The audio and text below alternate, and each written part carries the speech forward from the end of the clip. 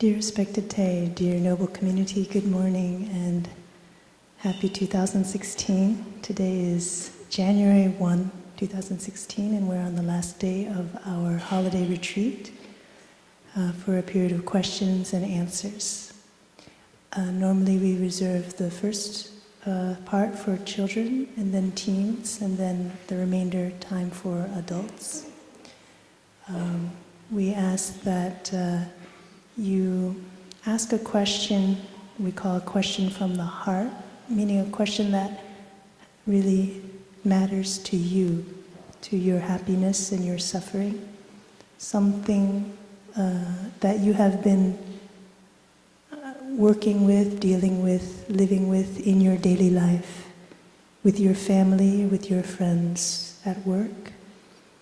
And when you pose the question, you can either pose a question here, or if you feel more comfortable, you can write it on a piece of paper and pass it up, and it'll trickle its way up to us. You can ask a question on your behalf or on behalf of someone you know, someone you care for. And the question, we always encourage you to ask if you're not sure if you should ask the question. We always encourage you to ask because it benefits not only you, but chances are there are many other people in the audience right now who may have that same question. And so you also open that door up for them. On the side of our panelists here, we will do our best to share from our experience and just to reflect back the question so that we can collectively aerate the question, the issue, and so that we can collectively learn from one another. Before we begin, I'd like to ask our brothers and sister to briefly introduce themselves. Normally we introduce one another, but I'm going to ask if they could introduce themselves and share one interesting thing about themselves. So, starting with my eldest sister, Sister Hoa Nghiem.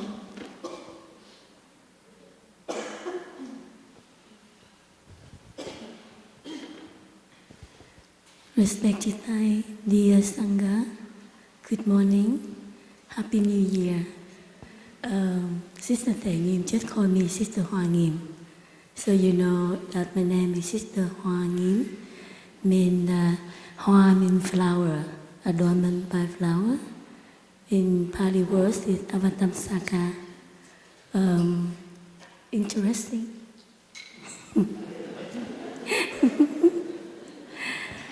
Myself, everything, I feel interest in everything.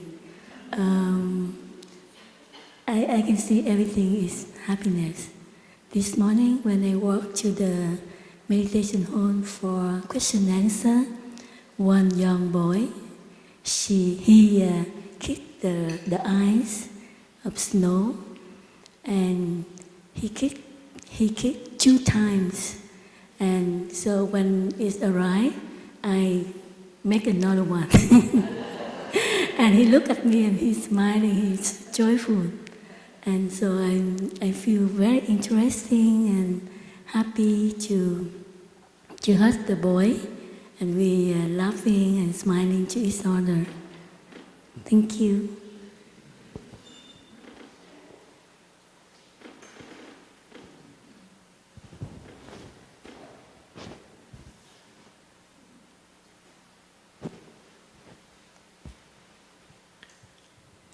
So, dear Thầy, dear Sangha, Happy New Year, 2016. My name is Brother Phap Khong, that means Dharma emptiness, or you can say emptiness of the Dharma. I'm at Blue Cliff Monastery since the beginning, for close to 8 years now. So I'm very happy as it grows and more people come. About myself, I guess I used to work in international banking for close to 23 years before I became monastic.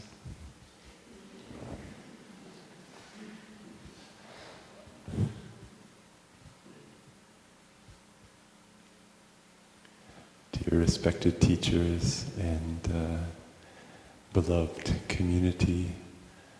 My name is Brother Fulfillment. Phap Man Dharma Fulfillment. And I like to be called Brother Man. Wow. I wonder what it would be interesting to you about me. I love this question. I'm grateful to that, to our sister. But I guess it's more like what's interesting to me about me that I think you might be interested in.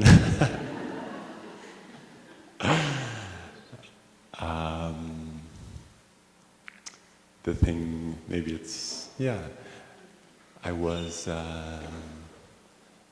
my father comes from a Jewish background, and my mother, who lives here, Elaine, many of you know her, but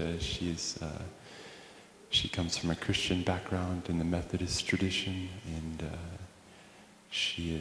her father was a minister, and I was inspired to become a monk when I was about 28 years old after reading some of Thai's books. But before that, he also inspired me to go back to my root tradition, to go back to one of those root traditions, which was to get involved in my Christian heritage. So I was baptized when I was 28 in the ocean in Santa Cruz, so that's kind of interesting. Thank you. Maybe, at least to me.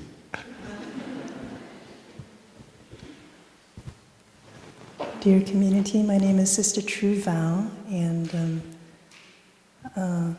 again, not sure if this is very interesting, but just a little bit about my childhood. My favorite toy when I was little were the Legos, Legolocks, and I think that was my first lesson learned from Legolocks is you can't cut corners, because I would often ignore the instructions for those very complex things like spaceships and boats and cars, and if you leave out one piece, it comes back to haunt you and you have to take everything apart again. So that was my first lesson learned from the Legos. Okay, so now we'd like to invite our children. And if there are any children in the back, you can also come up if you'd like to lend support to our other children. Often the most interesting questions actually come from the children and the children within us. So we'd like to reserve maybe a few questions. And then after that, our teens, if you'd like to pose a question in person, or we can read the questions that you've written. And Brother Bode will come around with the microphone. Okay. So on the part of our panelists, maybe we can field the children's questions one by one and the teens, and then afterwards we'll take a number of questions from the adults before we answer. Thank you. Dear children, I'd like to invite you to do your best to ask a question from your heart. And asking a question from your heart and having it answered will bring a lot of joy and happiness in your life. And I guarantee it.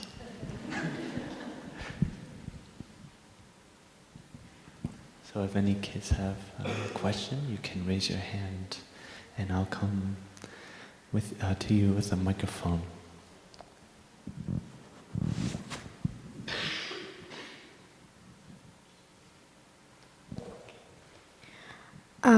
What inspired you to be a monk or nun?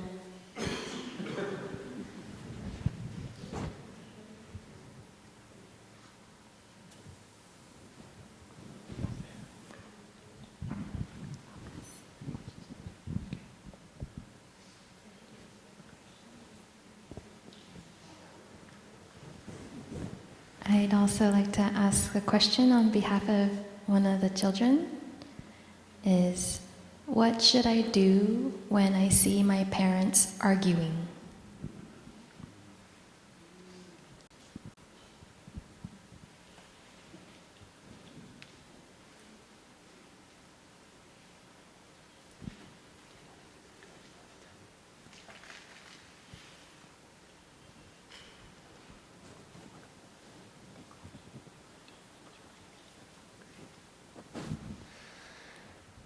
So, dear Thai, dear Sangha, I will also ask a question on behalf of one of the children. The question is from her. She asks, do you enjoy being a monk or a nun, right?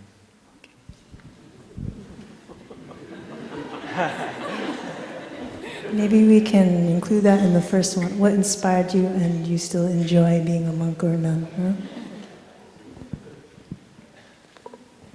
Okay, so let's see if we can answer the questions from the children first.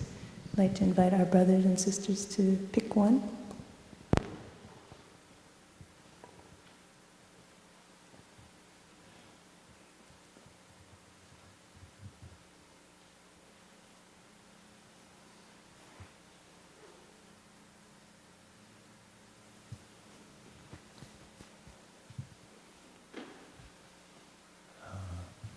Dear Thai, dear community, I will take the opportunity to go first because I thought of something that I heard in the retreat from one of the retreatants that really inspired me, which was a phrase that if you feel some kind of fear or something like that, you can make some steps toward that. If you feel fear, you can slowly make some steps. So I felt a little bit like, oh, I don't want to say anything, but then I thought, oh, I can go towards that. It will be nice. And I also thought, oh, I like this question, what should I do when I see my parents argue? Also for the same reason. I'd like to get close to that. I feel that is a very deep and beautiful question for all of us, because maybe we're grown up or we're little, but maybe our parents argue, but it could also be our friends or our other loved ones, could even be our children. So what do we do when we see our loved ones arguing?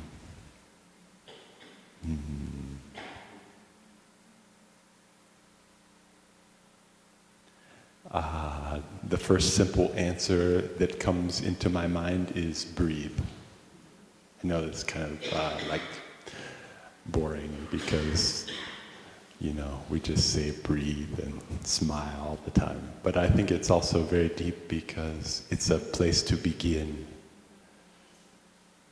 And even as a young person or with not very much experience in our practice, we can always cultivate our capacity to breathe all the time. And I think our young friends also have a very big capacity to learn how to come back to their body and do this belly breathing and stop.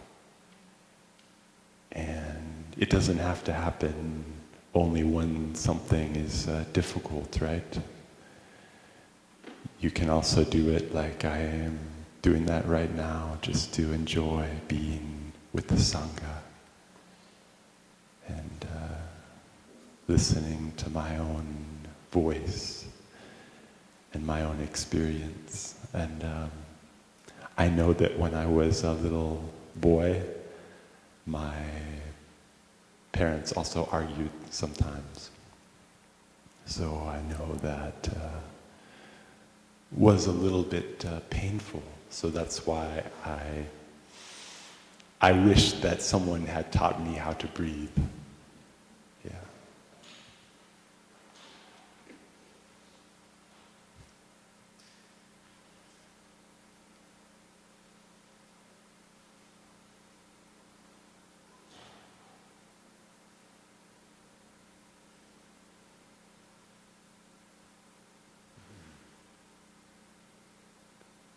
And even now it's very nice because I can touch the pain of that moment and I can breathe and I can smile a little bit to that memory.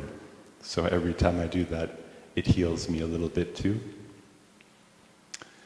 But also when we do that, if we come back to our breath and stop and we breathe, we may get some insight, like you could do something about that situation.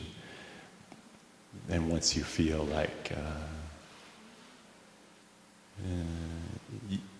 you breathe, you might know how best to take care of your feeling or your body and your mind. Like sometimes you might see, the best thing for me to do would be to go and lie down and follow my breathing very deeply, and maybe I can send the energy of love to the person I love who is suffering a little bit. But there might be other times when you feel very strong and you breathe and you can go to your mom or your dad or your loved one, and then you could just put your hand on their shoulder or on their body somewhere to let them know you're also breathing, and they would get that energy right away. So I think there's a lot of different possibilities. They're all very beautiful, but I think for me they begin with our coming back to our experience, to what's happening, and our breathing, and being in touch with the present moment. And yeah, so there's a lot of possibilities of what we could do. But to begin with breathing, I would suggest. And because it's a big question, like has a lot of elements, I would also be happy if my brother or sisters added to that too. Thank you.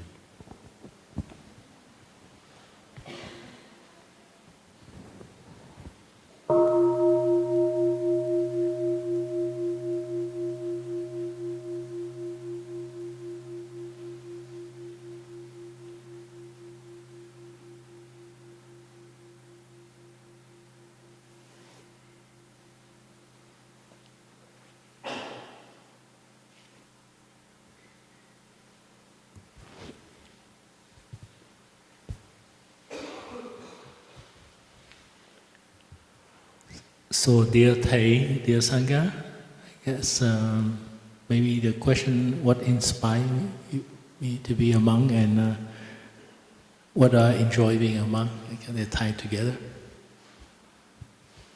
I think we all have different reason why we inspire to become a monastic.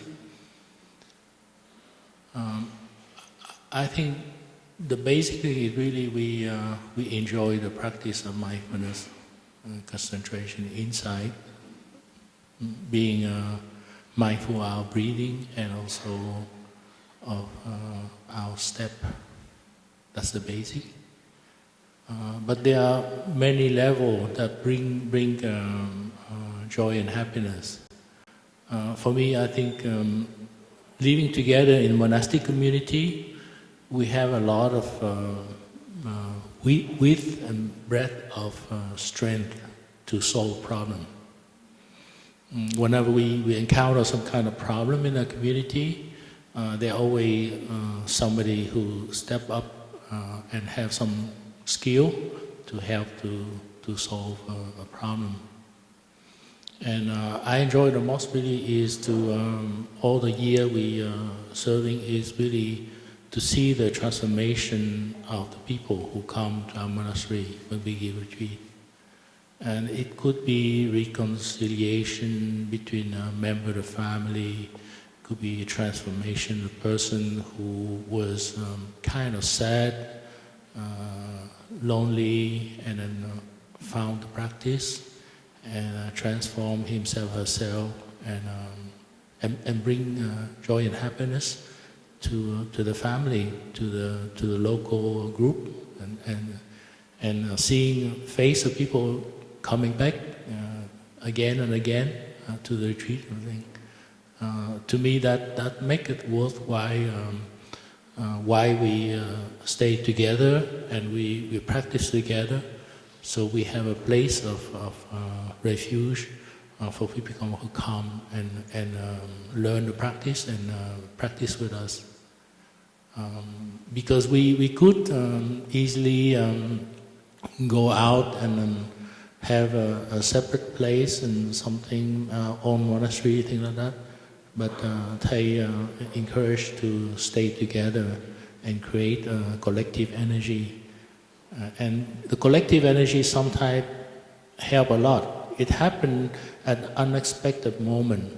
Like last evening, I really enjoyed being in a performance because it brings so much creativity, spontaneous thing that we don't expect happening. And every family doesn't have enough time to rehearse and things like that. But we come up collectively through our own group, and we create something special that create a bond of friendship, of goodwill, and I think that's a wonderful thing. Besides the Dharma talk, the Dharma sharing, and all the other what we call Dharma door that we learn. And especially the children and the teenagers, they always bring a lot of life into the community. So I love that part about that. We have different level of understanding the Dharma. So at the basic surface is really to improve relationships within the family, the society, and other things, and then learn how to take care, embrace our suffering, and transform them, and going deeper into the layer of reality. And so the beginner can enjoy the practice, and also the more long-term practitioner can also the practice at a different level. And I think that's keep me become a happy monk. Thank you.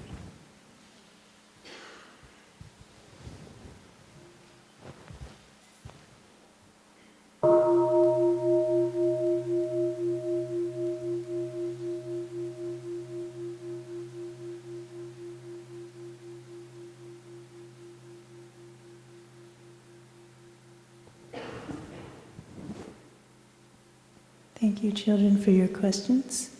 We'd like to invite you to enjoy the children's program outside. So with the next sound of the bell, we can stand up to face the Sangha and to bow before you leave the hall. Thank you.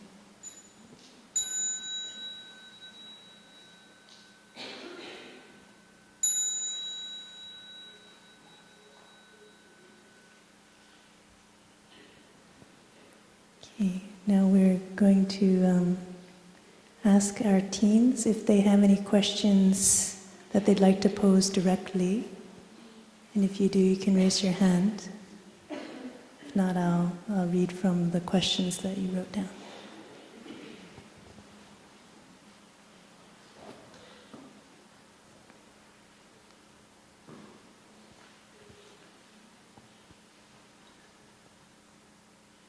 Okay, so these are some questions that from the teens that they wrote down the other day.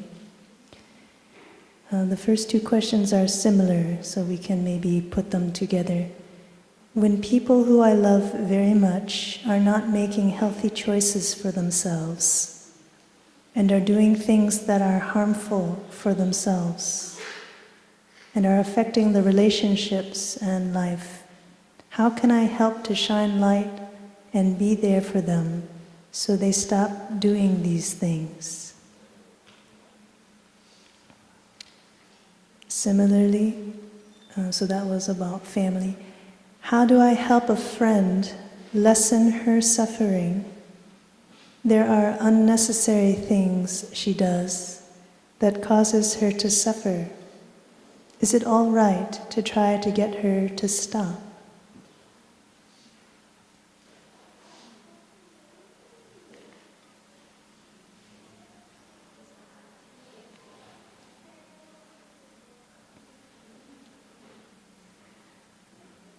Third question, how can one overcome the downfalls, the pitfalls of life, and make choices that are wise and helpful? This is a question from a young person. How can we overcome downfalls of life and make choices that are wise and helpful?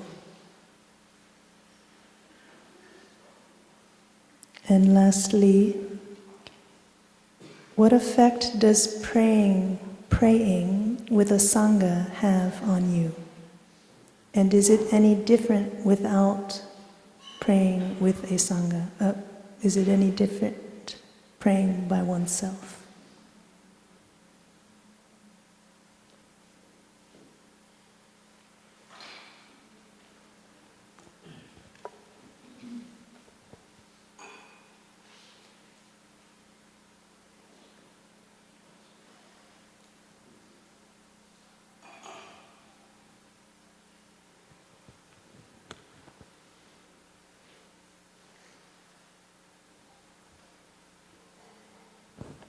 So the first two questions has to do with when we see others, especially our loved ones, family or friends, suffering because of certain choices they make or certain ways of living, certain ways of interacting with one another.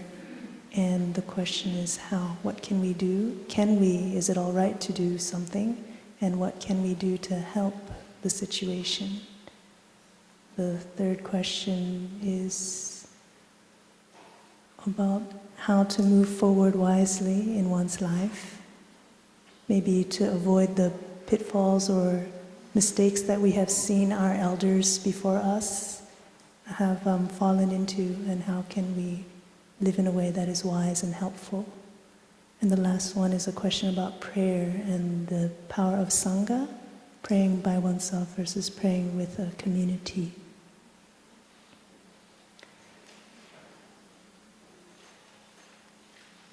So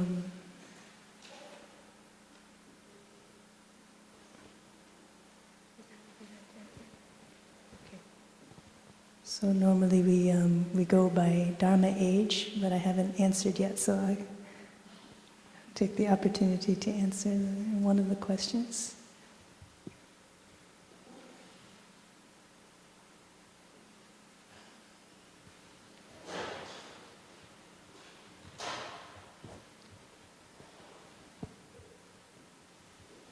So, dear community, somehow the question about overcoming pitfalls and making wise, helpful choices resonates with me.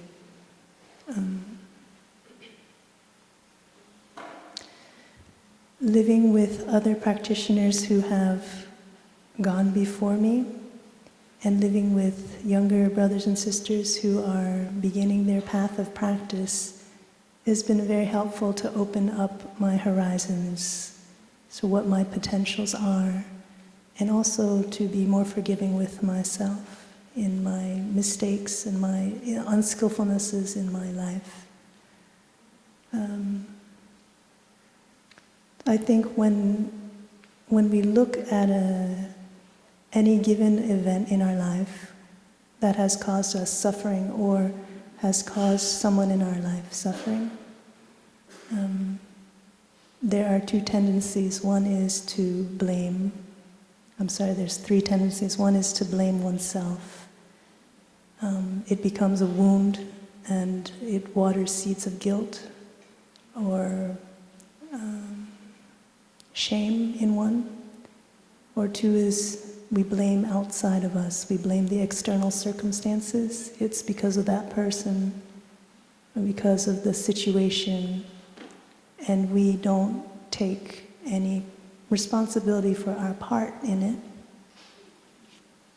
And the third way, which is the way that I see the community of practice has helped me to awaken and train in, is to learn how to come back and look in a more equanimous way, a larger picture, and not to go into the energy of blame or judgment.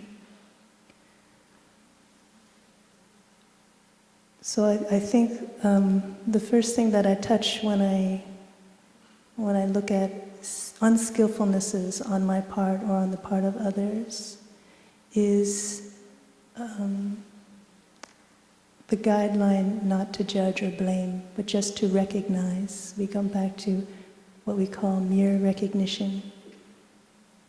We recognize that there is a suffering there, and that there has been an unskillfulness there.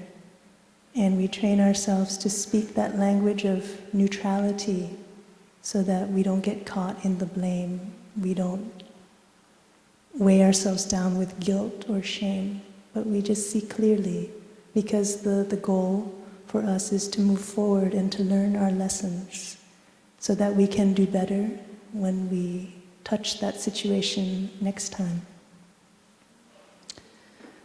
So one way is when we look around us and we see unskillfulnesses of ours or others, is that we don't judge or blame. We recognize the suffering from a place of compassion.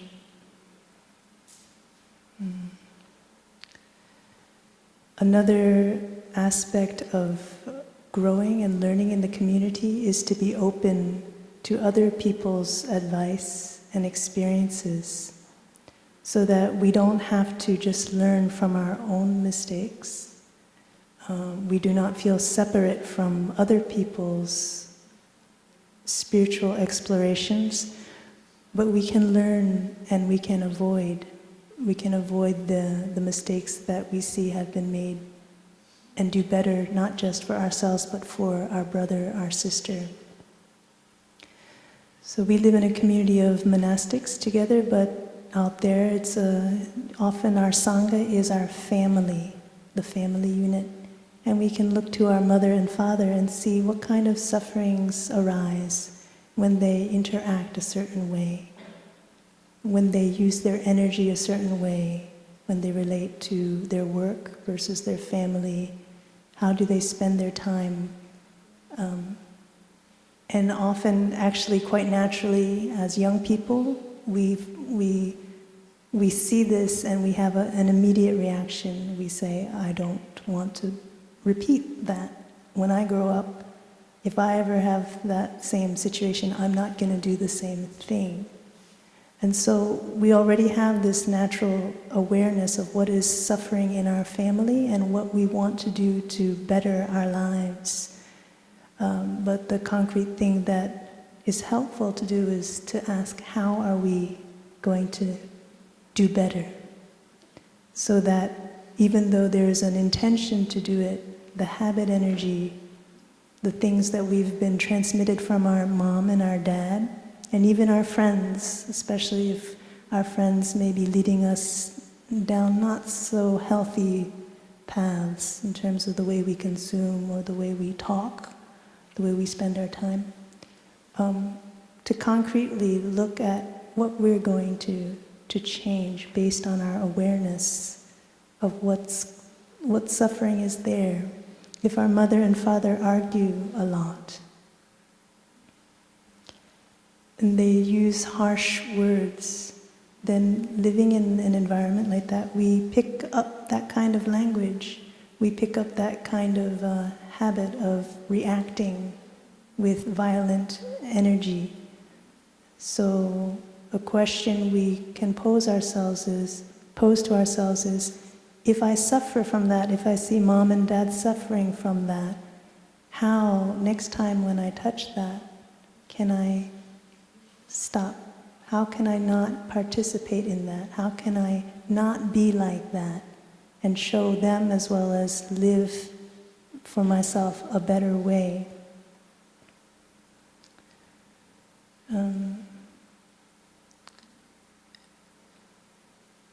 So it's a very experiential thing. We step in, we see, and then we observe in our hearts what it is that we would like to change and how we can do it. But of course we don't do it alone. That's why we practice as a community.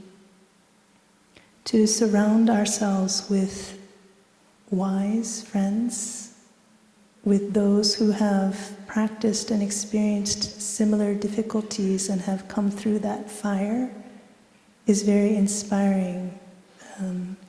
We learn directly from each other not just from the failures of our practice, but also from successes. So if you see someone who is living in a way that you like to live, you see someone who is happy and peaceful, who in the face of difficulty or in the face of confrontation can move through that in a graceful way, and you want to be like that, then get to know those people. Those people can be your good spiritual friends, your Dharma friends.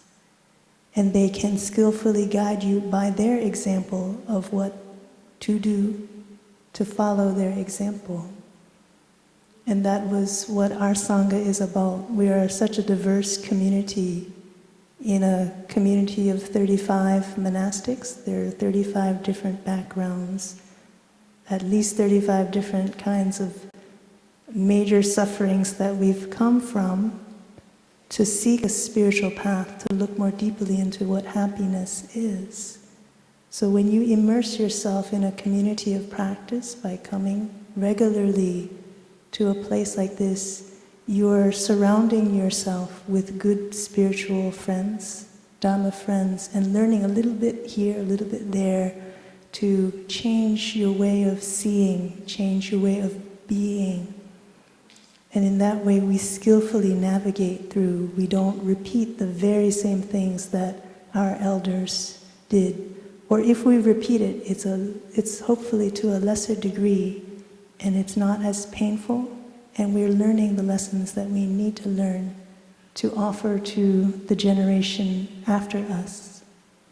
Our teens also, you have brothers and sisters, and they also in some way or other look up to you, depend on you for support and for guidance. And just by the way you are, you set a tone, you set an attitude, you open up or close doors for their heart. So you too are good, you can be good spiritual friends to your brothers and sisters if you learn the lessons you need to learn and transmit to them what is good for them. And you know what is good for them, it comes back to you, because if they're happy, then it's much easier for you, right? Because if they're happy, they can then make you happy. Thank you.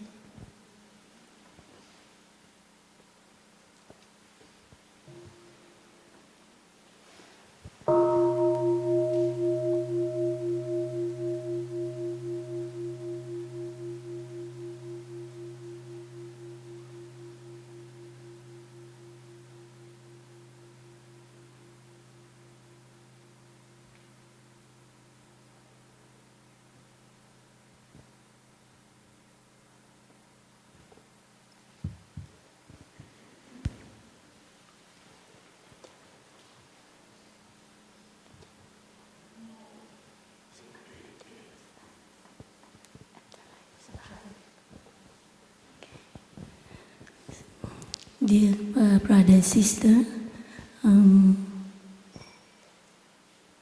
may I share the number 3? First, what is the effect of the praying with the Sangha or compare with one person? I practice mindful breathing with Thai teaching. But every day, every morning I pray by myself alone. Actually, when we pray with the Sangha, it's more powerful. We can see that when we turn on the light, if we turn on one light, we just use small quantity of electric. So a small quantity of electric, so just give a small light. But when we turn on the lights of the big room or the big light, we need a lot of quantity of the power, of energy, of electric to turn on the big light. So also the same with the number of the people the energy of the Sangha, the prayer more powerful.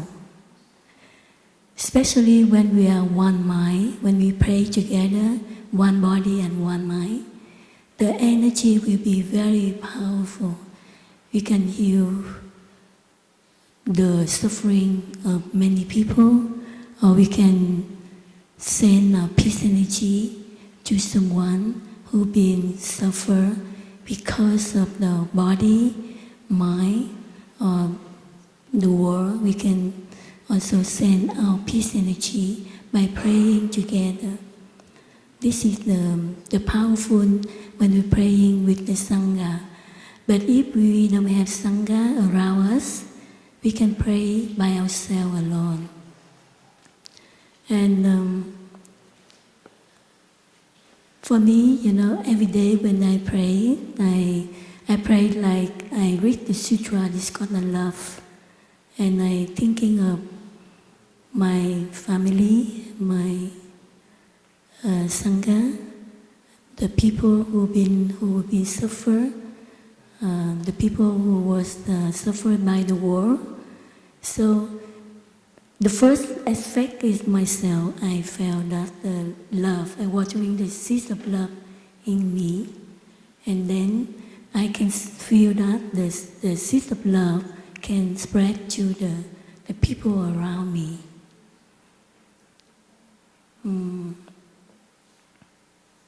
So I give another example. When we go on the boat and we see the boat on the ocean and the storm coming, and if everyone in the boat is fear and not calm, so the boat is easy to drown in the sea. But if everyone in the boat is come together with a calm mind, then we can rescue, we can save the boat, and the life of the people in the boat can save and can overcome the storm. So this is one example for the praying with the Sangha, at the Sangha. And I want to share the first question. When my friends aren't making healthy choice, suffering, how can I help? Should I intervene? Well, my English is not very good, so I just ask the translation. For me,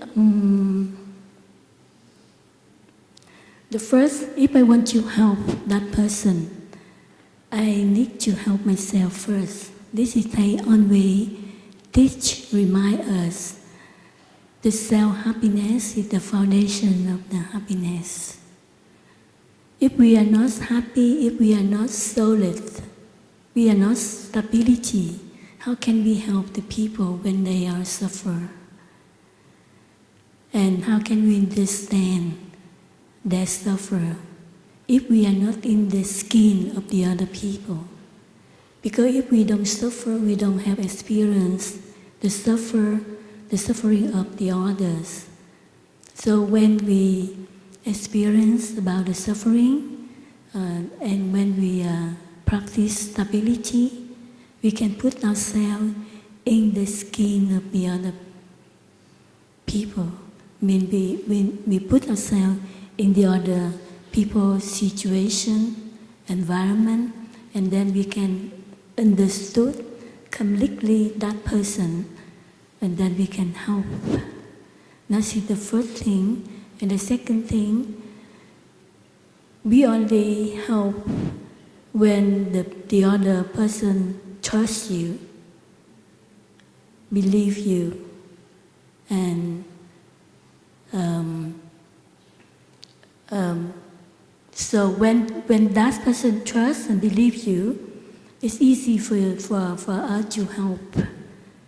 And when we love, and when we love the other person, when we understand the other person, we can help easily.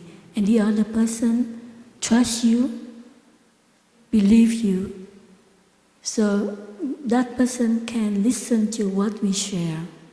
But if we, the way we live in our daily life, we don't crave the trust in the other people, it's difficult to help.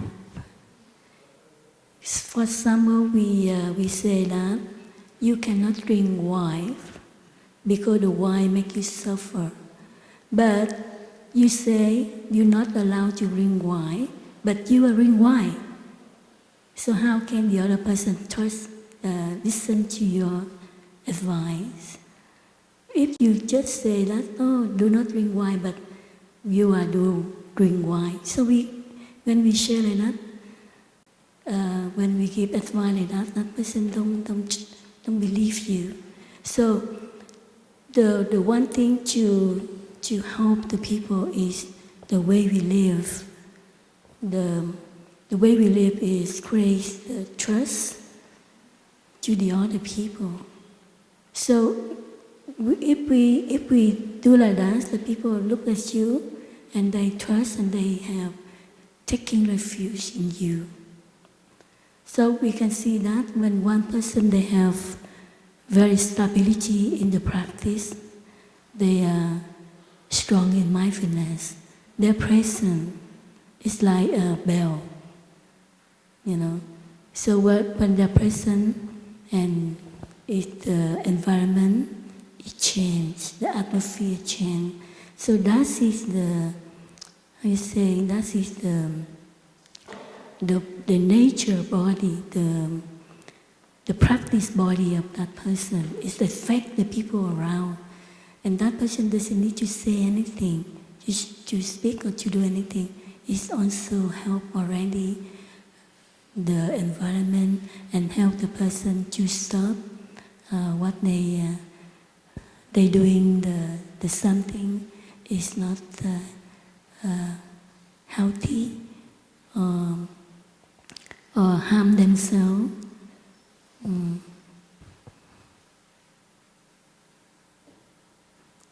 thank you.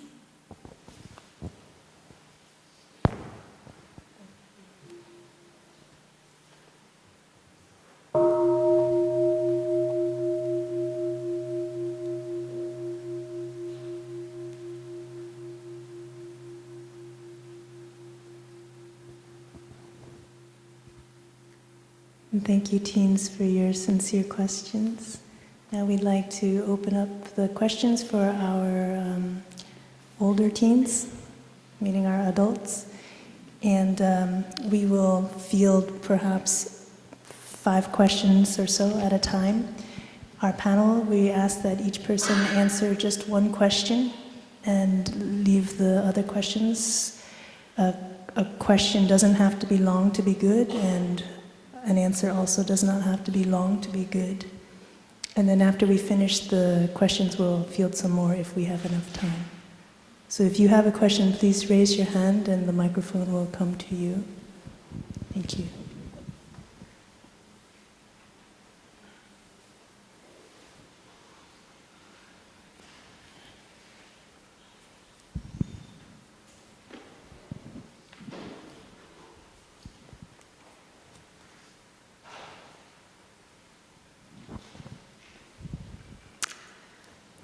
Dear community, dear brothers and sisters, thank you for the opportunity to ask a question.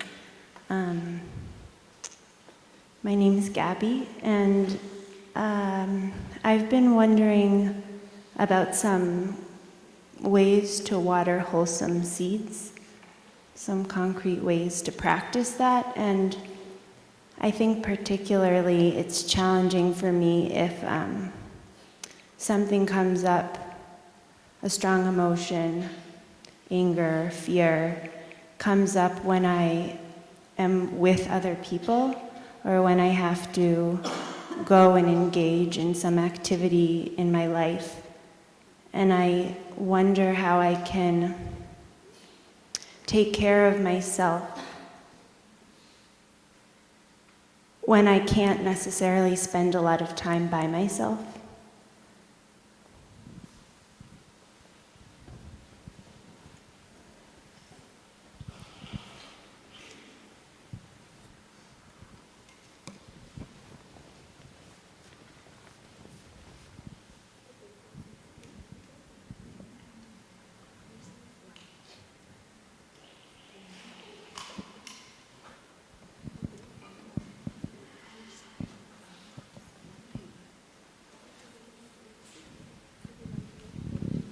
Dear beloved Thai, dear Thai and Siko, thank you for having the space for us to ask questions. My name is Albert, and my question is, how do you deal with attachment? How do you deal with attachments? Let's make it plural. Thank you. Hey, Albert, can you just specify, is that attachment to things, people, situations? I'm sorry, I meant personal attachment to people. To people. Thank you.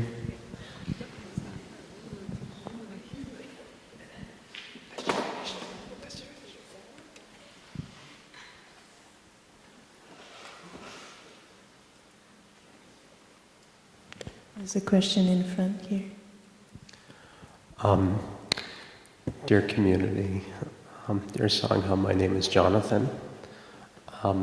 My question is, I have a health issue that leaves me tired a lot of the time and with not a lot of energy. And that makes it difficult for me to have a practice or to be mindful, even if I have the aspiration to be. And because of that, I'm not necessarily present in my relationships, and it makes it difficult to cultivate good relationships with people simply because I don't have the energy. How can I practice when I have this condition that I can't necessarily do anything about and have the energy? Or even when I don't have the energy to be mindful.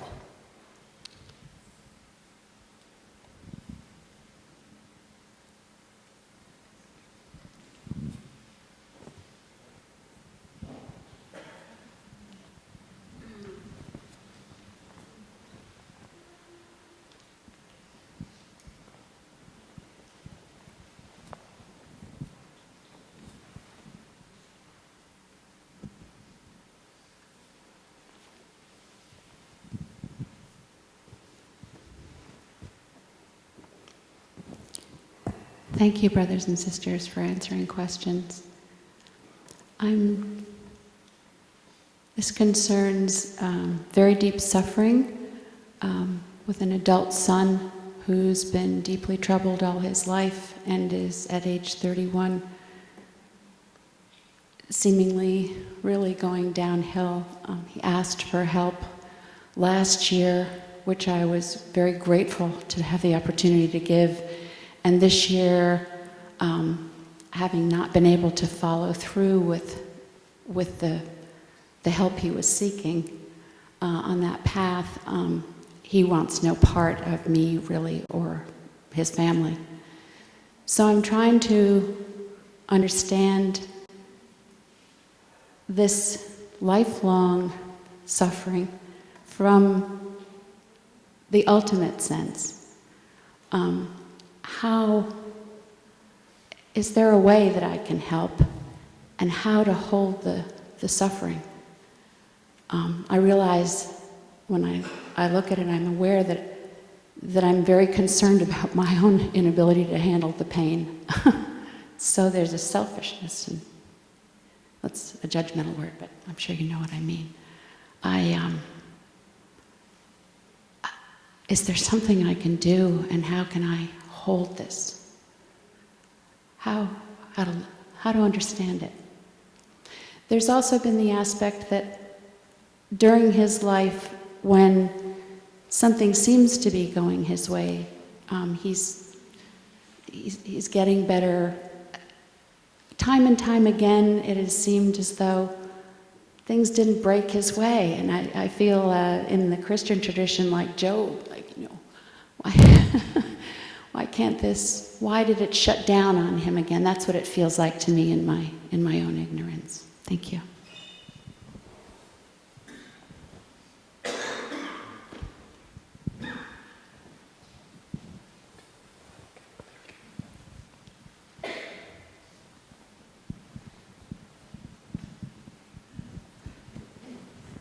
While we're waiting, I'll add a question. Two people, mother and daughter, have wrong perceptions about each other. The mother wants to transform these wrong perceptions, but the daughter does not trust the mother. So what skillful means can be used to transform wrong perceptions about one another? I guess the question is, what skillful means can be used to transform wrong perceptions in relationships when there is a lack of trust? And the second question, kind of fun. If you had any money or other forms of wealth before becoming a monk or nun, if you had any money or other forms of wealth before becoming a monk or nun, what became of it? That's the question. I think that's a quick answer. Okay, one more question from the audience and then we will start to answer. What became of any, if any, money that we might have had?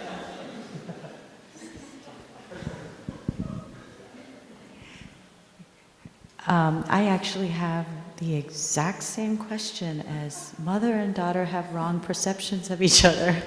What are some skillful means to transform them, and especially when that wrong perception feels so right? That's a great add-on, so we can add, especially when I am when right. When I know my wrong perception is right, or when she knows her wrong perception is right. I'm looking for your daughters. Where are they? So, Brother Phap Khong was a banker before he became a monk. And I'm just wondering if he might be interested in answering that question about money, but it's up to him. So before we continue, maybe we can listen to the sound of a bell.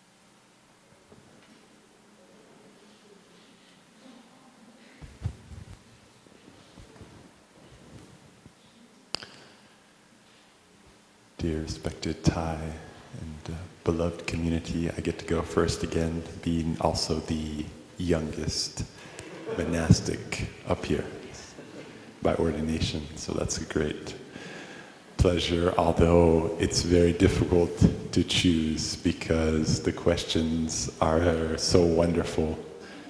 I guess after we're done with this session, we'll be all set. We got all the big questions out of the way. No, there's even more, but I feel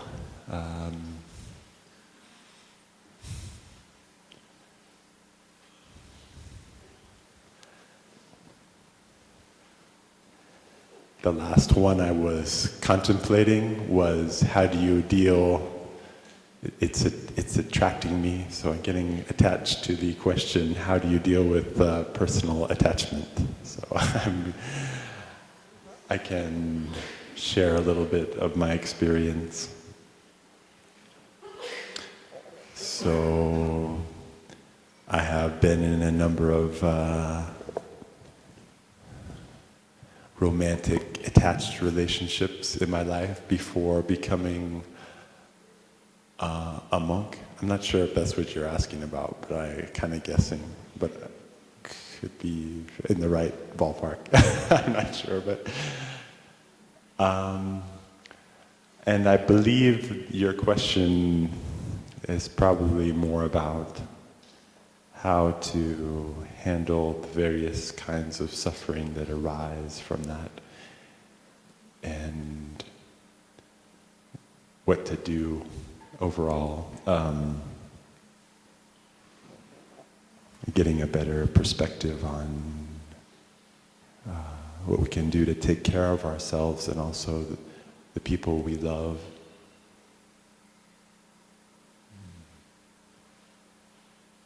I think one of the answers that I have is that I became a monk.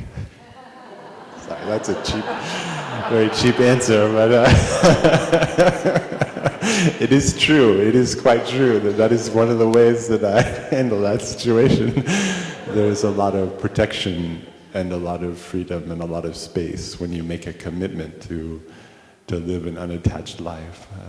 It's quite beautiful. It doesn't mean that you make a commitment not to love other people, though. That is important. And so even in the monastery, you feel, sometimes you can feel quite close to one of the brothers or the sisters. I know there was a time in my novice days in Plum village, and I became quite close with another brother. Wasn't anything like romantic kind of thing. It was just I felt very close to this brother, and I wanted to be around this brother more than the other brothers. And guess what? Yes, that made some suffering for me and created some kind of suffering, like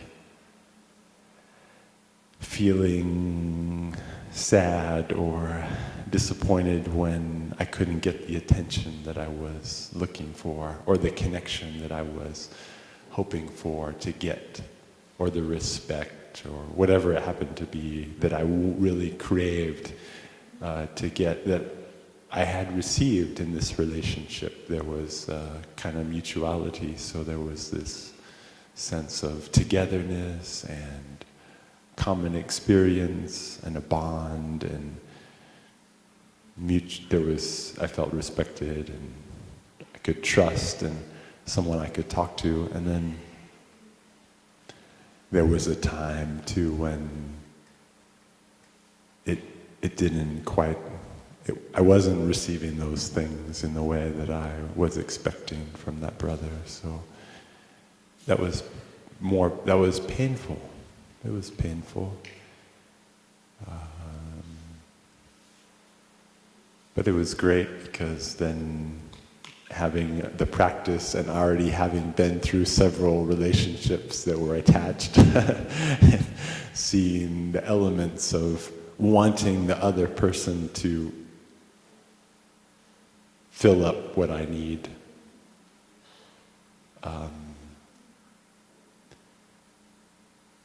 And seeing my own kind of maybe wanting to put having someone else take care of my emotional issues, And also in those relationships, seeing my own, like, oh wow, I really haven't taken such good care of my anger, or my fear, or my craving energy.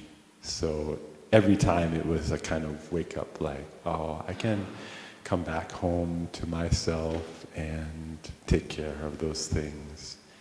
And first of all, to cultivate my own self-care, self-compassion, self-honesty, and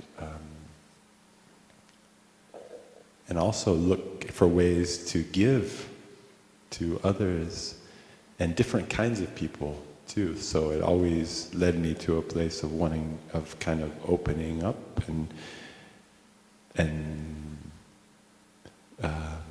feeling like I could connect to more people.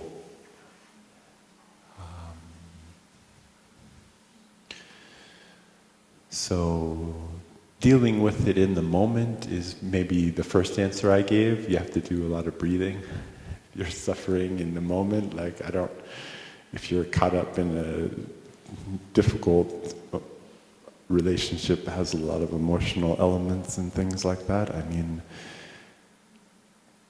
you're gonna have to breathe through that and recognize that and learn from that in the best way you can, and then see what you can use that compost for. it's going to teach you a lot of stuff. So that's my only real advice one is patience and perseverance and looking deeply. Those are three things.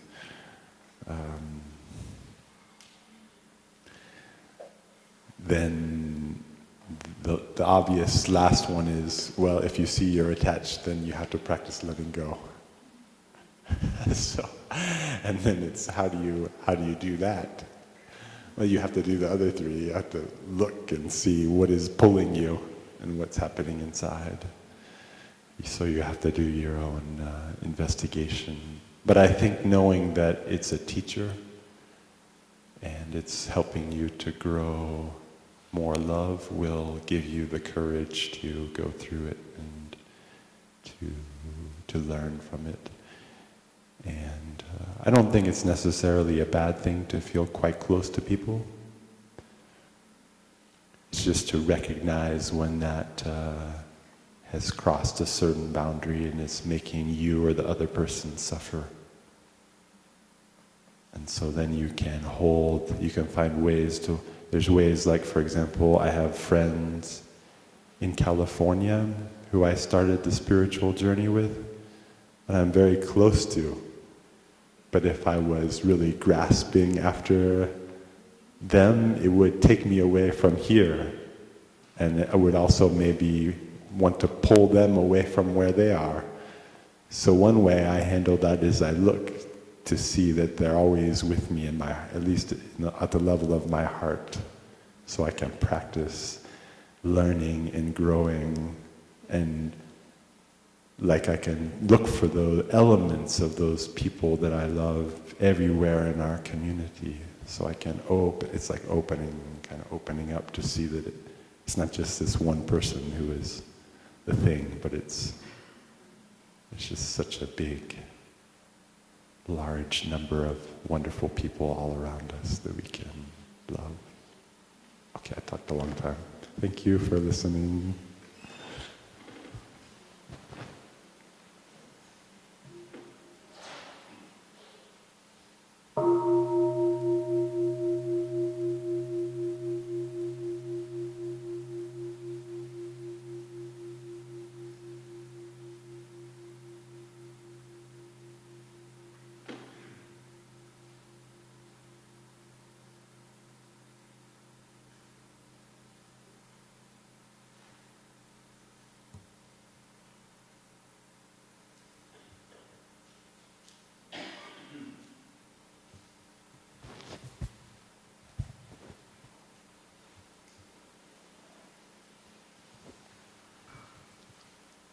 So, dear Thai, dear Sangha, I get to choose a question because I'm kind of junior in the panel, which is good for change. I think like somebody earmarked a question for me about the pre-monastic wealth.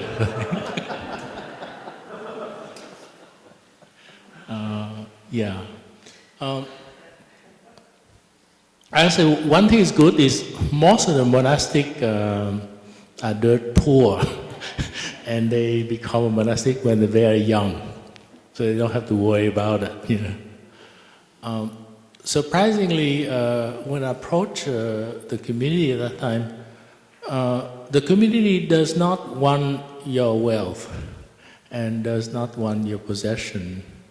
The reason, because we don't want to have a precondition, something like that. So when it comes time to clean toilet or something, you don't say, well, I bring with me certain money to the community, I got to be exempt from that or something like that, So they ask to come empty-handed, just to bring to the community. But yeah, I mean, some of us has lived a life of walking and something before become a monastic. So we need to try to resolve that issues. Some would sell. I remember there was one aspirant here.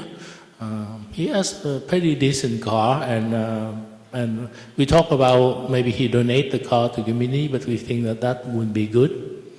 So I think finally he found there was another monk that about to leave the community. So he found the right person. He just sell cheap the car to the other person.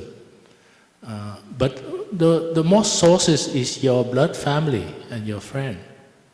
So you can leave as a gift. We have an elder monk who worked for quite a long time, even before me. So he created a trust fund, and he has his daughter as a trustee. So they would take care of it. Myself, I didn't work that long, but I entrust to my elder sister to take care of it. Because there are certain things like a pension plan and certain things like Social Security, you cannot get rid of them. You have to wait until your age for retirement. But the main thing is not to be obsessed or to be worried about that. I think to me, like I say, I rather spend some time helping organize a retreat and help people transform themselves and things like that. I think that's a better wealth than we shouldn't think that money would solve our happiness. It might come handy, but a lot of time, when we live in community, everything is taken care of us.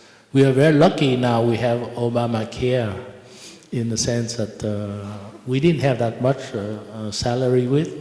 So when we fell sick or something like that, we have to go to the doctor. We ended up paying, the community ended up paying for us. So at least for the U.S. citizen now, I think we can benefit from the free health care being of poverty level from our monastic. I think there are various exceptions. Usually we don't talk too much about, but there are some cases when we have something that we have done before become a monk. Most of the time the family member take care of the thing. And even there can be small thing. I visit a couple of home with monastic, and I noticed that often the mother keep the room of the monastic intact with all the possession, just in case they will come back. All the toy, all the doll, all the whatever, high school trophy or something like that. But to me, we changed our life, just like Phap Khong talked about the caterpillar, and we changed into the butterfly. So we enjoy the life as a butterfly. And there might be some cocoon back in our parents' home or something like that. But I think it's not as important. I think I want to maybe add another, maybe the health condition, difficult to practice and things. I think we need to look alternative solution and find out. Sometime, we can go to the doctor, alternative medicine and things like that. A couple brothers and sisters, we go to we call Vietnamese, Chinese doctor who treat us in a different way than a regular Western doctor treat us. I think there are various reasons we have to look deeply into that. Sometimes we can inherit the seeds from our parents, our grandparents, and so on. And sometimes it can be the environment, like how we surround ourselves with our friends, our family, and some precondition. And we were a young child, a baby, and what we are subject to the family conditions that can create some difficulty. Thầy often say body and mind connect to each other. So sometimes it manifests as a symptom in the body, but sometimes it might have some root somewhere in the subconsciousness of the mind.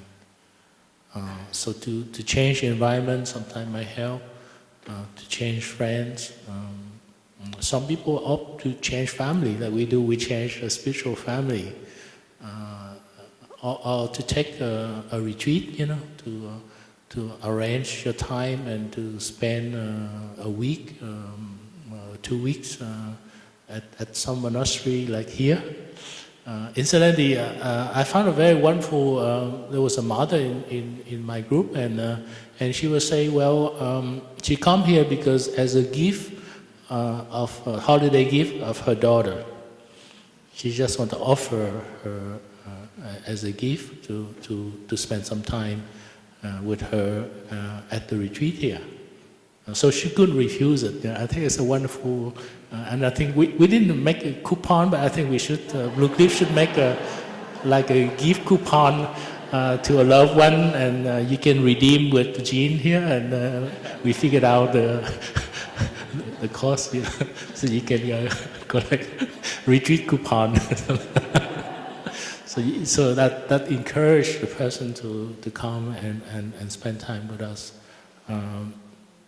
But I think also is to nourish ourselves with our wholesome seeds on an everyday basis. Sometimes, like I'm getting old too, so sometimes there are ache and pain and things like that. But the thing is not to focus and concentrate too much on that, but to concentrate on the other thing. And surprisingly, you feel better. I often say that when we wake up early in the morning, we don't feel like, well, I don't think I can make it to the meditation hall or whatever, But to say, well, just drag yourself out and slowly, and then when you come meditation, you sit. After a while, you feel better. So you have to kind of encourage yourself to practice a little bit more.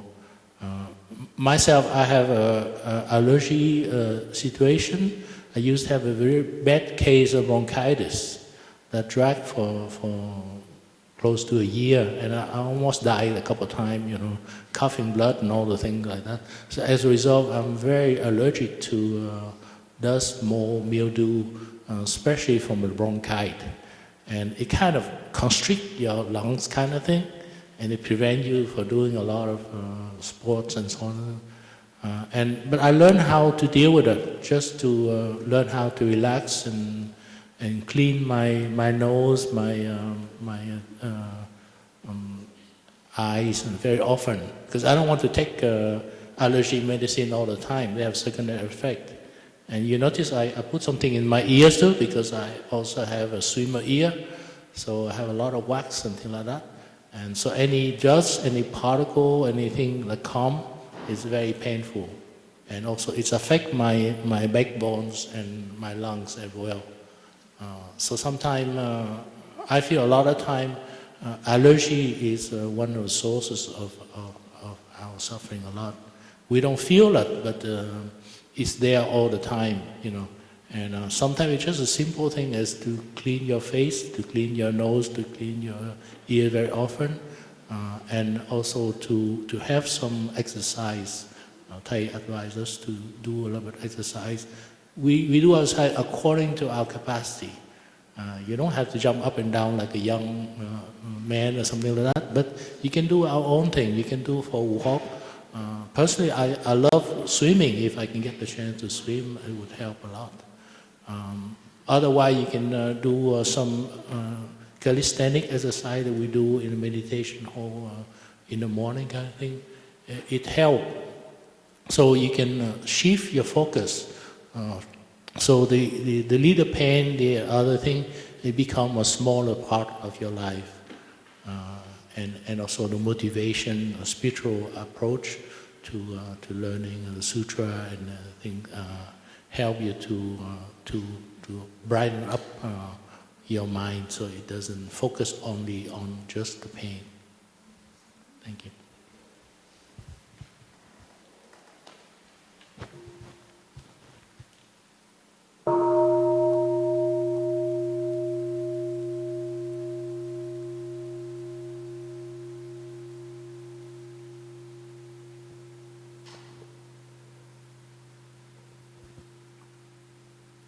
Dear respected Tay, dear community, I'd like to address the question about understanding and helping. How can I understand and help my adult son's lifelong suffering? And how to hold this pain? This is a question worded as you had asked. How can I understand and help my adult son's lifelong suffering? And personally, how can I hold this pain?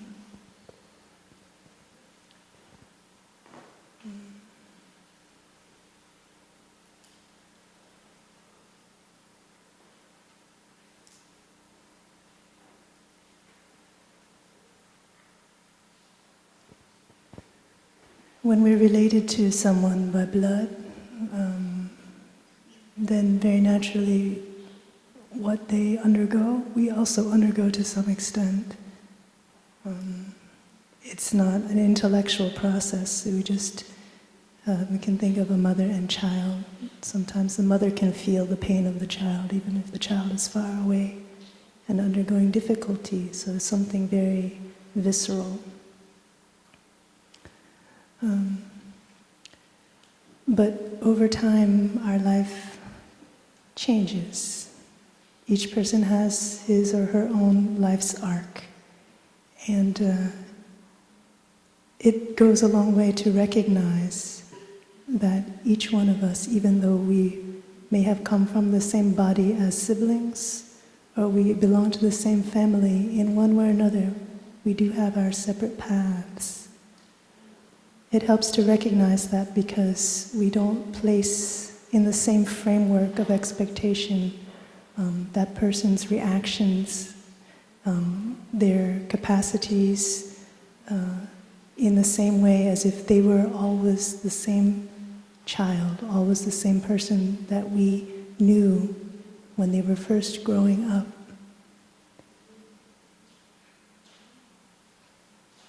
It gives us a spaciousness to understand when people become different because of their different experiences. I think with parents especially, and children who move away from home, especially when children move away from home willingly because they really want to set out on a different path. They're actively seeking a different path because there are different needs, different difficulties calling them to that. It can be difficult sometimes for parents to understand that those different experiences are very much shaping in the present moment our son, our daughter's capacity to react or see in the same way that we see, react in the way that we would hope that they would.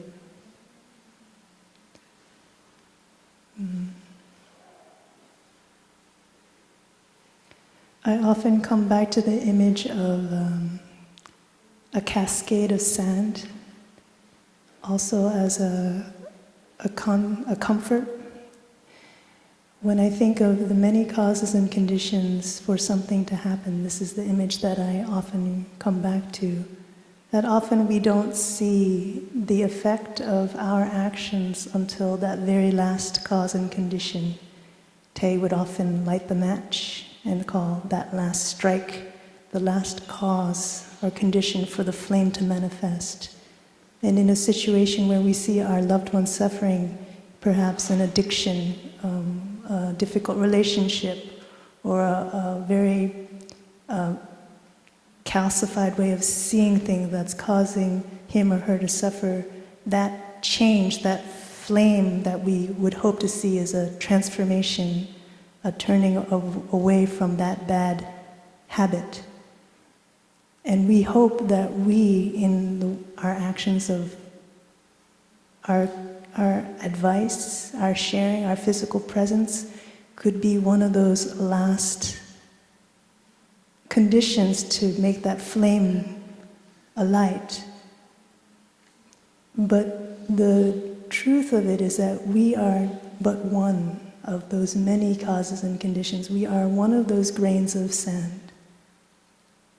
So it gives us a place of patience to understand that we cannot expect a result, especially if it's an evolving and a lifelong habit, especially if it's an addiction where there are many powerful forces continuing to support that behavior, that suffering.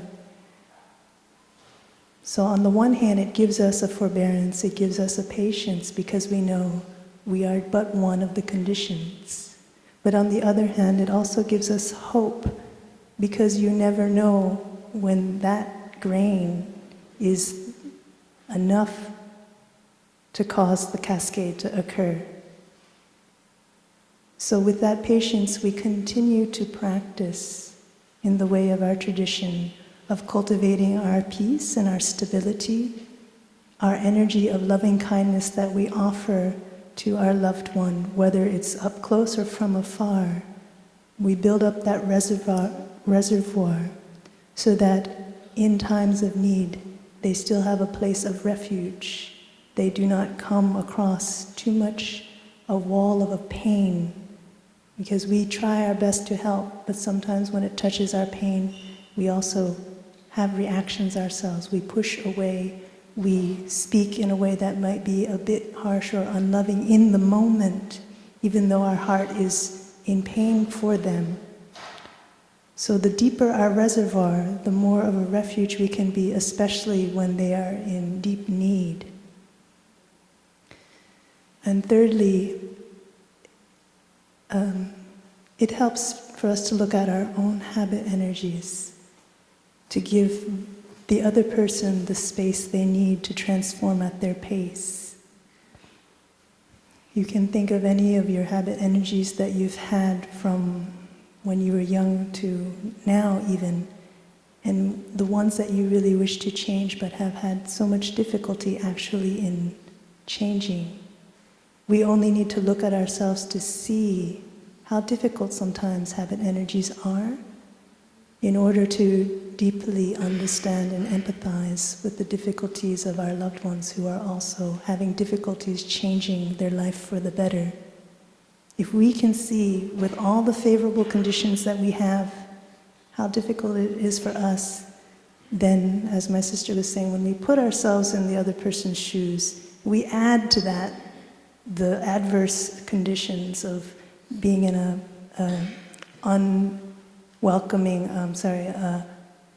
difficult environment, maybe no one around them helping to support them in the right direction, having reminders, having a sangha, having a practice, having a kind of occupation or not an occupation that gives them space and time, things that we have that they don't have, then how much harder is it for them to transform? So this is for us to look deeply to see a reality of their situation, not so that we give into a hopelessness, but so that we can strengthen our capacity to endure, to understand the timeline that it may take, and to have more realistic expectations about how things transform, the rate that things transform. And it gives us faith that our personal endeavor, our personal practice right here, whether you are communicating actively with your son or not, it has in the larger picture, it has its place in helping him to heal, in being one of those many conditions to help him transform, because you never know when that situation will be. And lastly, when we talk about holding the pain, it means that we've touched a limit in ourselves, and it's very important to recognize that we have that limit. And so when we are at that point where our reactions are coming from a place of impatience, from a place of anxiety, or from a place of fear for ourselves, it means that we really need to take a step back temporarily to better take care, do more self-care practices, send ourselves loving kindness, build up our own reservoir, and then we can come back and be a refuge for that person. The arc of our life even as mother and daughter. We were sharing about this before. Sometimes we cross paths in a short, very short way. And sometimes because of our common experiences and affinities, we continue on with one another for a while. And even between parent and child, it may be like that. Some of us have a deep and close relationship all of our life with our mom and dad. We connect and communicate with them regularly. Some of us have left home since we were teenagers, and if luckily we may call them once a year. So depending on our relationship, we look to see what commonalities, what things we do still deeply understand of one another from those past experiences, and build up from that experience, build up from that our reservoir, our foundation for love. Chances are we may not understand very, very much about our child's life now, especially if they live far away. But there are still the roots, the background, the upbringing that we came from. There are still threads in common that we can come back to use as our foundation, to send energy of loving kindness, to remember who they were as a child, what their penchants and tendencies were as a child, and in ourselves too, what things we see that we have transmitted to our child, that we see are seeds. We use those as very real foundations for offering support from afar. Thank you.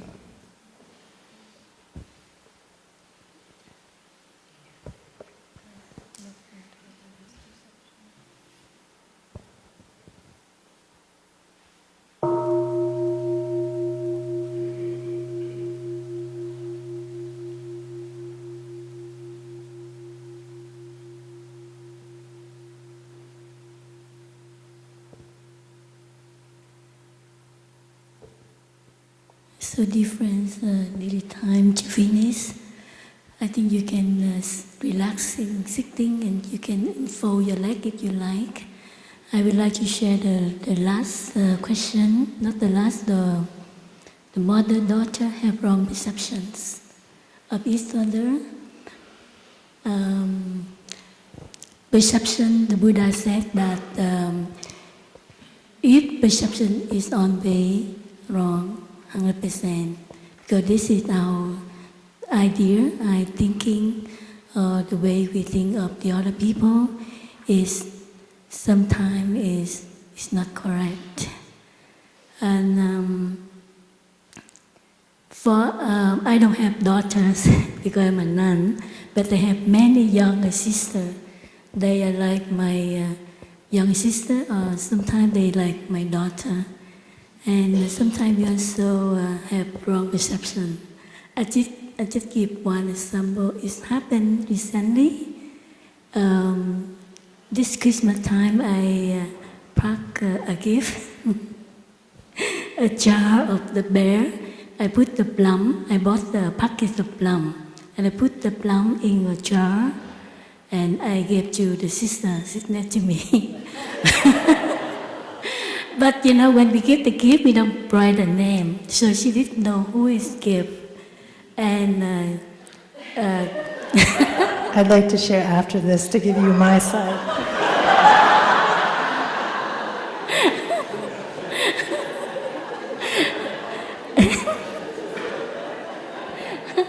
And you know, what's happened? 2 days ago, I get out my room and I saw the jar of plum in front of my room in the cell where we put the shoe. And I thought, wow, why is here? Maybe she knows it's mine, so she returned. So I have the perception that she didn't like it. And I said, no, I remember she told me that she liked plum.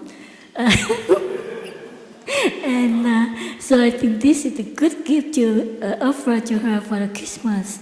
And so I left it, and the second day I still saw the jar outside the room, and I said, oh, it's not very nice. She know it's mine. Why don't she told me? She just leave it there, you know. So I took the jar back to my room. I enjoy the plum.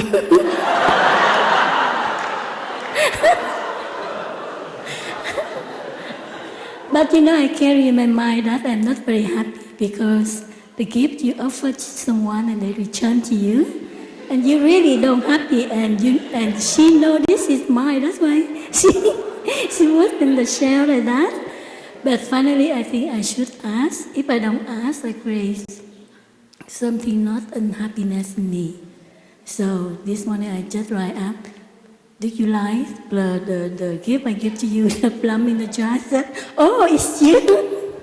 It's yours. I said, yes. So why don't you put outside? I said, and she answered that because the outside is cold and my room is so warm. I don't want the plum. It turned it cannot eat. So that's why I need to put outside. I said, wow, I thought you didn't not like it. I said, no, I like it. Every day I have one. So I said, okay. So I shared with her, okay, I took some. And she said, you should return to me. Okay, this is one of our perception. So finally I took the jar of plum, I put out and returned on the cell. And I thought, oh dear, I didn't tell my younger sister because I shared with the plum with her also, the other younger sister. So, you know, in our daily life, we have created the wrong perception to each other by a small thing, but we didn't know where. And if I don't come and ask her directly, I will carry in my mind the wrong perception about she didn't like me or something else, you know, and I maybe create more. And if I keep silent, and she didn't know that I took the jar of plum. So, at the mother and daughter, sometimes we need to put aside the pride in us, you know. Sometimes the mother can say sorry to daughter if we do something wrong. And we should come to her because they are our continuation. They carry in us blood, the skin, the cell, and we should be their friends and should understand should come to them and ask with the loving speech. We ask in the way of love more than punish or speak in the not very lovely speak. Sometimes when I blame my younger sister and I can see her reacting. So the next day I look back and I said, why I blame to her too much? And I just came to her and I said, sorry, I apologize, and we do hugging meditation. I said, next time I won't do it again. And this is the way of the practice of mindfulness. How to rebuild our relationship, not broken the relationship, you know, when we live together every day, and especially they are our daughter and our son. And maybe they also have some difficulty in their school, in their friends. Also, they can affect by the society, the worry, the fear, or affect by the friends. So, if we are their parents, we not only parents, we also their friends. And we need to give them more space. We learn to open our mind, like myself, I learned to open my mind and my heart. I cannot ask my sister, where are you going? What are you doing on the day? You know. So I just share that. If you share room with me, you just come back on time with the policy of the monastic. Like at 9 or 10, we have to be in our room. And where we're going, we need to let our second body know. So this kind of guideline, we can share with our children what your worry about their life, what your love. If we share with them with love, and they can feel the young people, the children, they can feel the love from their parents. When I was young, and when I lived with my mother, when I came out, I told to my mother, can I go to this holiday with my friend, a group of friends? And my mother said, okay, you can go, but be nice to be my daughter, nice to be my daughter. Like, she didn't say that you should not do this, you should not do that, but she just says, just be nice as my daughter. You know, so I understood the very short words. I understood what she mentioned. She didn't say that you should not play with the man, or you should not do the worst thing, you know. But I understood what her mentioned about, and I always never make her disappointed, because I can see that she trusts on me, so I can make that the trust is always there with my mom, my mother. So I am learning to be an elder sister, and sometimes we need to put the pride, to come to our younger sister or our children to apologize if we do something wrong. But we cannot silence to let them do the wrong thing. We have to remind them. We remind in the way they can accept it, not the way like we use the power of the elder sister or the parent. You have to do this because you are my son, you are my daughter. You can say that. What you do is make you happiness and make parent happiness. They will understand. They will understand what we want to share with them. And thank you very much.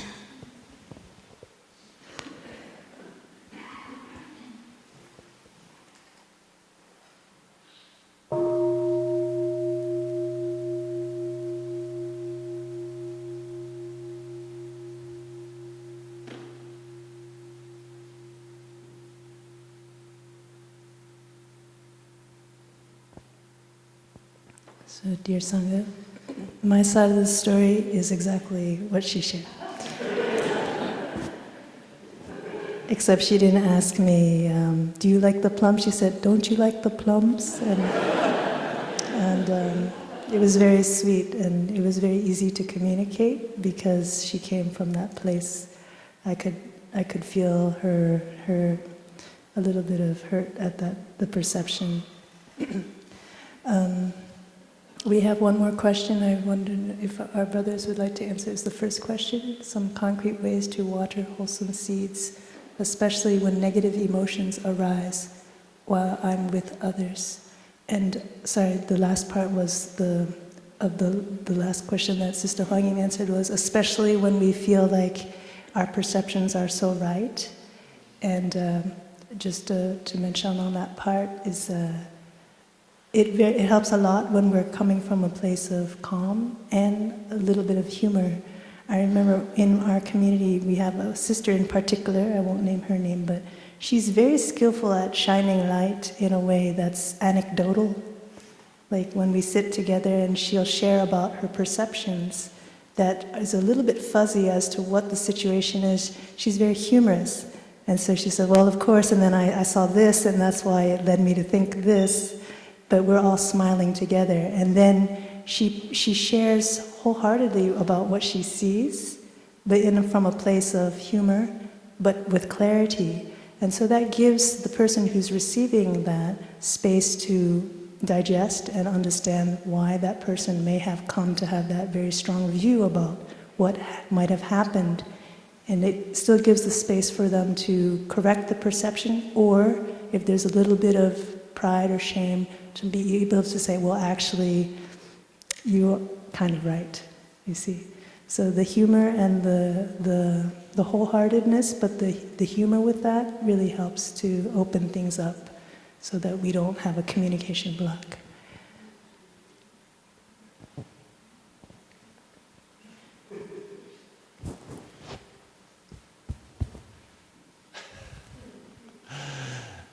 Dear beloved teacher and community, I think it's going to be lunchtime very soon, but if you bear with us, I think it's a lovely question. How are you feeling?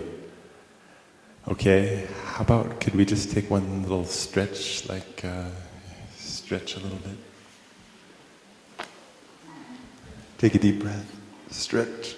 Okay, good, all right, feels better. So, concrete ways to water wholesome seeds, and especially when negative emotions arise while I'm with others. That's a lot of, I think there's a couple different questions in there, and also when you're in a group. So I will share, I'm very interested in this. This is still something I explore all the time, because I'm around people all the time. We live in a community, so. I would like to say on a very practical point, I think one thing that I see is that the seeds that arise, the mental formations they're also called, like anger or fear or joy, they have a lot to do with our attention. What is our mind is, and Sister Hoa Nghiem mentioned this, that it's a universal mental formation. It means there's always something, as long as we're conscious, that we're paying attention to, and that shifts all the time. And that's one reason why I'm going back to the breathing, sorry. That's what we teach anyway. So that's why we teach this mindful breathing, because it gives you a pause, it gives you a way to change your attention to something in your body that is actually nourishing you all the time. And you can touch life in that moment when you put your attention on your mindful breathing. So that is the best way to water wholesome seeds. Even if you're in contact with joy, like you're seeing something beautiful, like for now putting my attention on the candle and the arrangement. And if I breathe while I do it, it becomes a much deeper experience right away. It's very miraculous. So, but also it helps me to see deeper, because I touch my gratitude for the sister who brought and the brother who brought that there, and how it connects us too. So one positive mental formation can lead to another very quickly, very easily. I think there's a second part to that, is what happens when the other category of mental formations is arising, the ones that are painful and then the ones that are unpleasant. Those are two different. Sometimes they overlap, they're painful, sometimes it's painful but it's good for you, it's like a kind of release, and sometimes it's painful and it's harming you and others possibly. So I remember one time I was doing a Q&A panel, and the mental formation of anger actually came up in that panel, and luckily the whole Sangha is there and it's a very good environment, so I know I can't really react in anger, so I come back to my same practice, mindful breathing, and I looked at what is, and it gave me some time to be with it and say, oh, this is coming up because I feel like maybe whatever the brother shared, he was reinterpreting. I got frustrated with what was happening. You know, whatever the brother shared, I shared something, he shared something. So it went back to this realm of perception about what was happening, as we just saw. So in that case, I had to breathe with it long enough to let it go back down and see that it gave me also opportunity to change my focus, like we were talking about the attention. So I was focused on what he said, and then I had to focus a little bit on that with my breathing, so I could kind of just massage it a little bit, give it space, and then I slowly shifted away, like, okay, I just look at the people and see that they're there, like you're there now, and you want to hear something. So it's kind of compassion coming up. And so I was present with it, and it slowly let itself change. And then later I have to go back and even look more into it and see that it comes from the roots of my own childhood, my insecurity, whatever was said. It touched that seed of insecurity, and then I got defensive and I wanted to protect myself.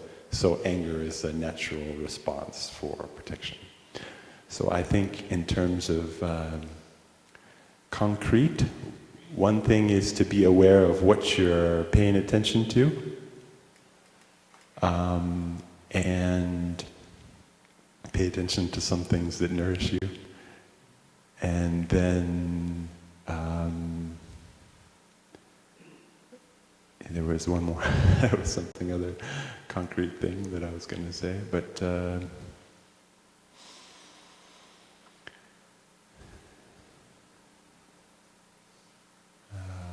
it went away. So there you have. You can be aware of your attention, and you can get in the habit of naming the particular mental formation that it is. So this, hello dear, this is my anger. Hello dear, this is my fear. Hello dear, hello, please practice to hello, this is my happiness. So now it is my happiness. Hello, my happiness. I get to let go of sharing, and I think the program is pretty much over. So I practice letting go, and it feels quite nice. So being aware of that is wonderful. Thank you for your loving attention and care for the question and answer.